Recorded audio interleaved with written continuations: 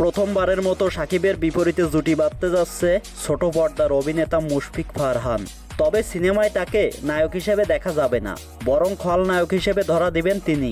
এই বিষয়ে ফারহান বলেন, এর আগেও বেশ কিছু সিনেমার অফার ফিরিয়ে দিয়েছি, কারণ সেগুলো ছোট বাজেটের সিনেমা ছিল।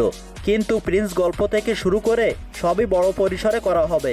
এছাড়া সবচেয়ে বড় কথা, ছবিটি প্রধান অভিনেতা শাকিব খান। শাকিব ভাইকে আমার অনেক ভালো লাগে, ফিউচারে আমি নিজেকে তার জায়গায় দেখতে চাই। তাছাড়া সিনেমায় আলোচনায় আসতে চাইলে ইন্ডাস্ট্রিতে শাকিব ভাইয়ের বিকল্প আর কেউ নেই। এর জন্যই গেল বছর আফরান মিশু, শিয়াম মাহমুদ ও শাকিব খানের সাথে জুটি বেঁধে কাজ করছে। সে যাই হোক, এতক্ষণ আপনারা যে ভিডিওটি দেখছিলেন এটা কোনো অফিসিয়াল আপডেট নয়। তবে এতটুকু বলতে পারি, খুব শীঘ্রই শাকিব খান এবং মুশফিক ফারহানকে এক সিনেমায় দেখা যাবে।